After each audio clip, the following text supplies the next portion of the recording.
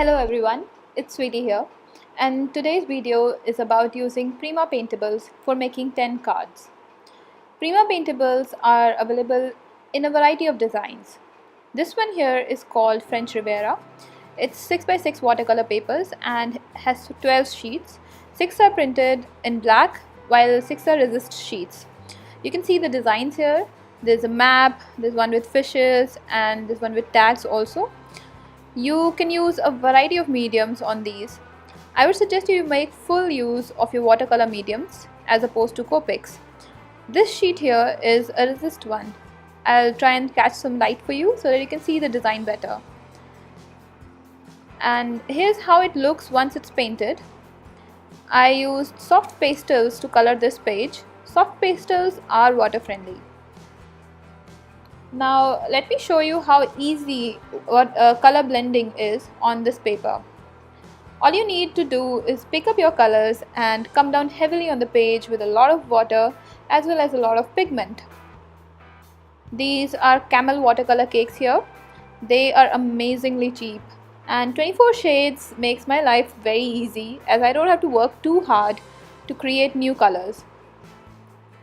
There are plenty of choices already. You can choose the colors of same family like I've done here, working with only blues, or you can mix complementary colors to get more interest on your page.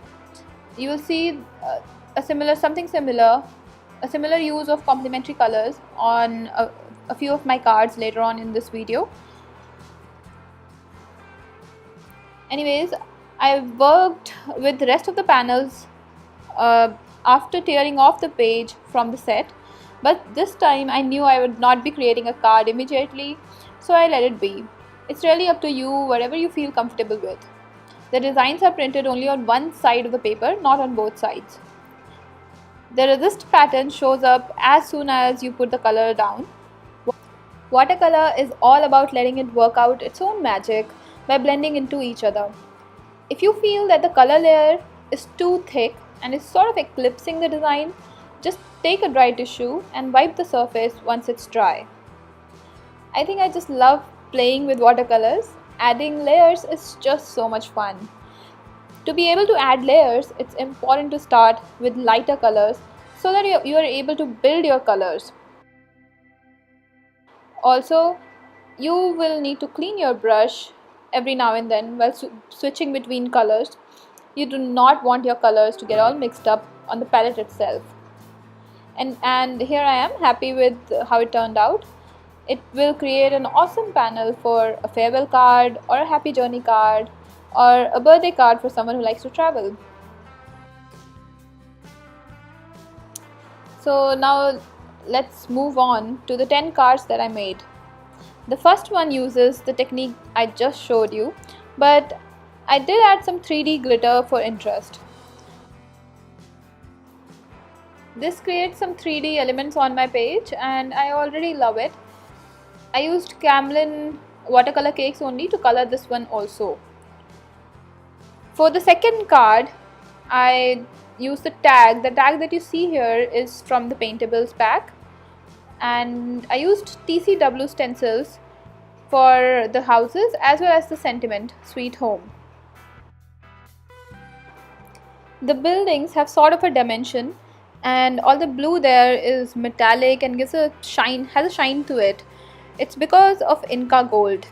Inka gold is a metallic wax and it is water friendly and the shine is just incredible. The third card is a top folding card.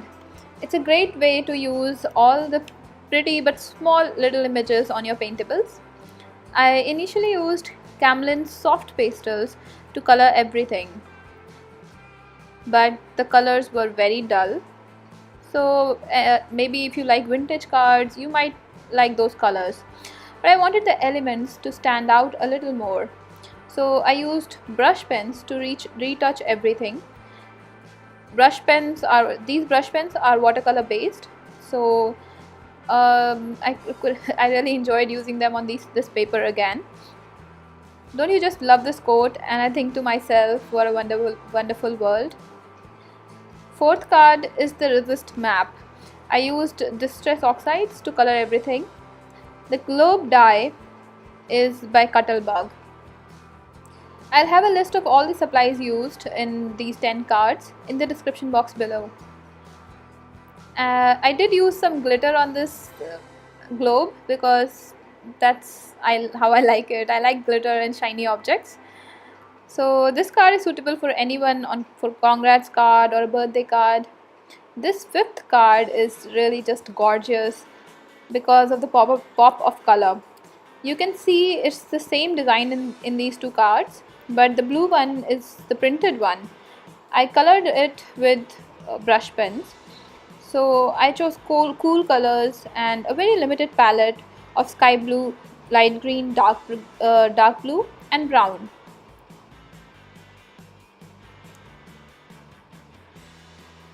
The next 3 cards are a set of 3. I used spray paints in 3 colors, orange, pink and yellow. I stamped this sentiment relax using Wow white embossing powder. This was not really included in the paintables part, but this scrap piece of paper was from the pack itself. These metal embellishments make the card much more elegant. This is the second card in the set of 3. Again, a top folding card with a pink base.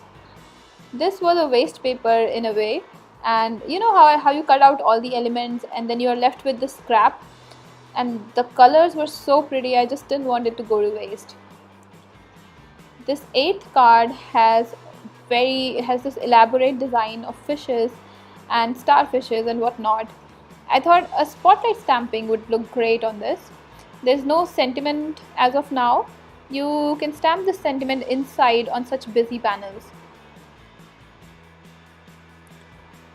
So I guess I missed showing you the third card. It just went a little one notch below in the sequence of cards. This is the third card in the set.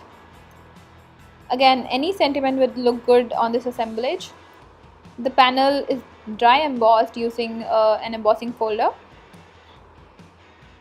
This 10th card was the simplest one to make. I used distress oxide on the background through a stencil. I used fossilized amber if you're interested in knowing the color. And I used the same color on this Prima Paintable panel. I used it like an ephemera. I hope you like how these cards turned out, and if you did, don't forget to give me a thumbs up and subscribe to my channel. But before I leave, I would like to show you this bonus card. Now this card I forgot to include in the video earlier, but this is actually one of my favorite cards. I used watercolor crayons for this. I hope you like them. Thank you for watching.